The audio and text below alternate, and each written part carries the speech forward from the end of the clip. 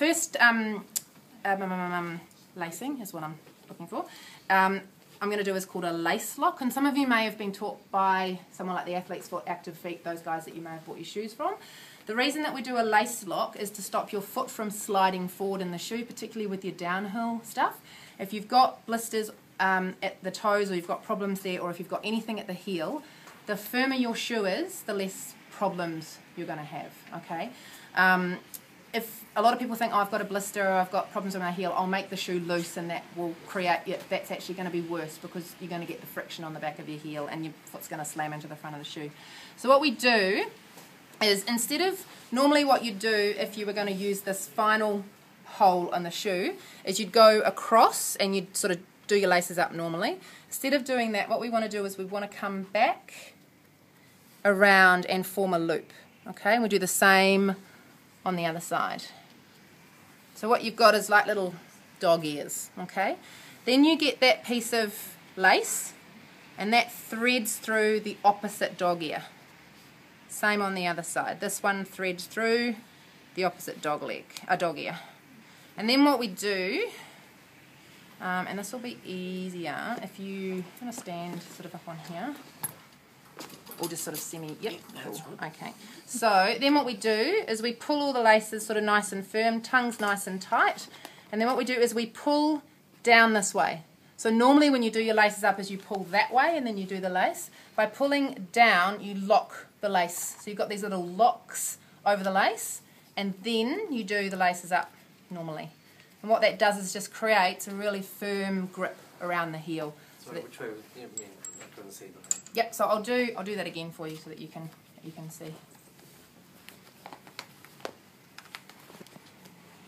The one negative about this is it takes a bit longer to get out of your shoes, and you can't take your shoes off without doing your shoelaces undone.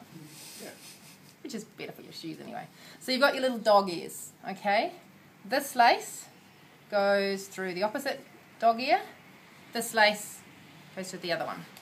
You pull the laces out and then sort of down like that to lock it down. And then, so what you shouldn't see is this. You don't want those loops to become big. You want them to become very small and locked over there, and then you do your laces up as you normally would. Now, if for some people they sort of sometimes find that it just feels too constrictive, having that lace lock at that on the last hole of the shoe.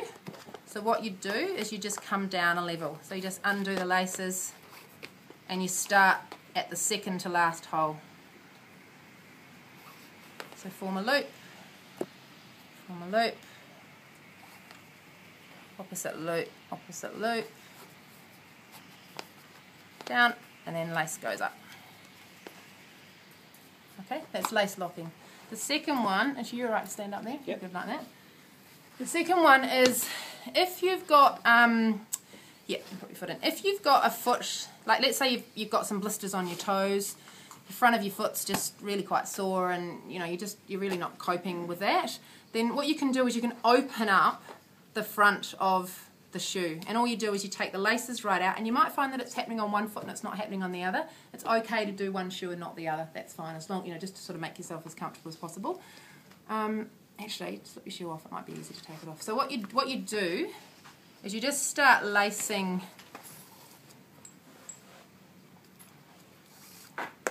Bring the laces up the side of the shoe using the hole. So rather than crossing across the way you normally would, and then if you pop your foot in there, and then from that level, or let's say you're really having some issues in that front part of your foot, you might go up one more level.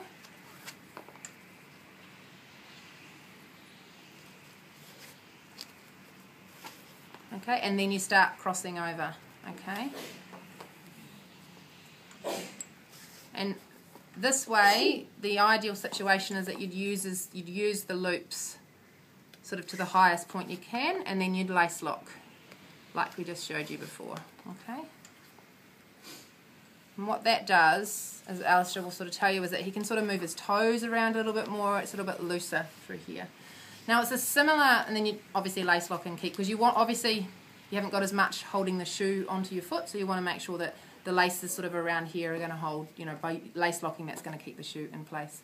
The other thing that you might find, and this can be for two reasons, you might have a very prominent area on your foot around this point here. Some people sort of have lumps and bumps that tend to get aggravated, or you might have an insertion of one of the tendons that inserts onto the top of the foot that might just become inflamed, particularly with downhill walking. There's a tendon, sort of a muscle that comes across here and inserts down to about this point, and it's an anti-gravity muscle. And so as you're getting tired and your foot's slapping going down that hill, that muscle's working overtime to try and stop that slap, and often people get really inflamed and really sore on the top of that foot. So what you'd do is you'd sort of cross over at the bottom level.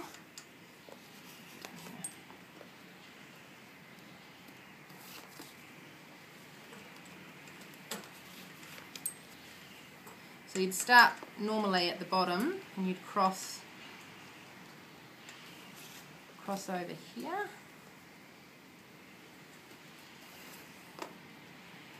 And then you'd miss the part that you were having the problem with.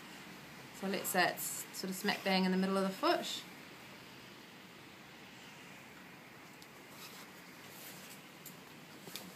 Oops. And then you'd cross over up at a higher level, finish the taping off with a lace lock. Okay, in the same way.